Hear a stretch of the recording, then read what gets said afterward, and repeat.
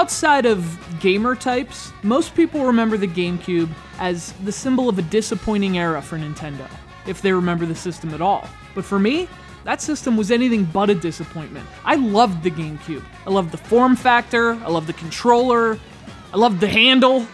Speaking of handles, I loved how weird the GameCube was. I mean, it launched with this weird Luigi game that riffed on Ghostbusters. It debuted characters like Chibi Robo and Pikmin, these weird new franchises. It turned Zelda into a cartoon. And it had this entire list of exclusives that were, if nothing else, weird. Exclusives like Billy Hatcher and the Giant Egg.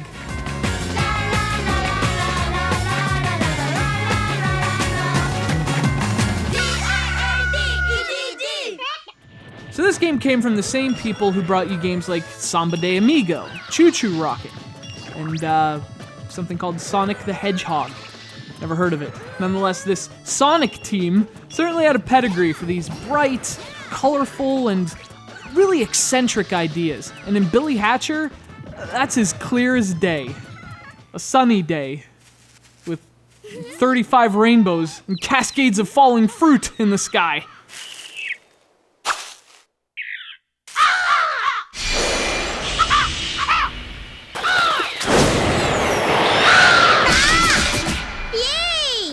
Billy Hatcher and the Giant Egg put you in control of Billy Hatcher. See, Billy's in a bind because the chicken world's been assaulted by an army of crows who've brought about this eternal night. And obviously that's a problem for chickens. What with the cock-a-doodle-doo and everything. So Billy Hatcher sets out to bring back the morning by rolling giant eggs and hatching monsters from them. You know, the obvious tactical choice.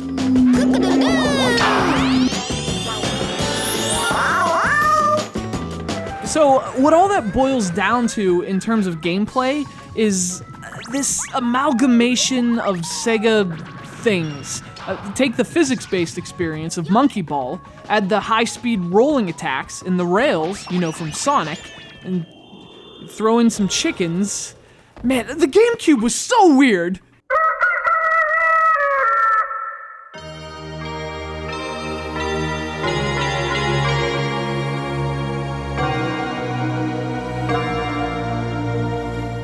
So it works like this. You move Billy Hatcher with the analog stick, and since he has a chicken suit, obviously, he can push giant eggs. These eggs are really the crux of the gameplay. You can roll them into the bad guys like a pinball, you use them to bounce into the air, but of course, you also have to keep the eggs safe.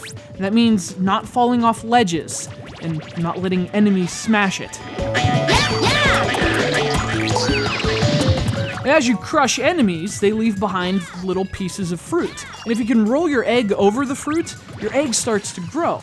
Eventually, the thing gets huge and starts glowing. And once that happens, you can actually hatch the egg to release this Pokemon-like monster, which has special abilities that can help you. So again, those eggs are really everything in Billy Hatcher. And the game is completely and cleverly designed around the concept.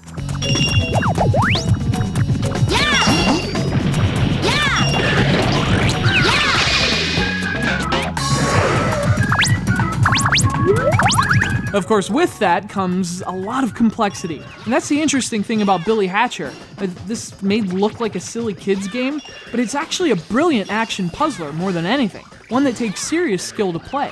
The physics are terrific, the puzzles are genuinely tricky. This is really a surprisingly smart game, despite the fact that, you know, you're dressed like a chicken. You know, a lot has changed for Nintendo since 2003. They've released much more successful consoles, of course, but they've also become a company from which you expect creativity. And I think the seeds for that reputation were really planted by the GameCube and all its lovably weird games. Billy Hatcher was never exactly considered a masterpiece, but on the GameCube, Sega's quirky game about chicken eggs fit right in.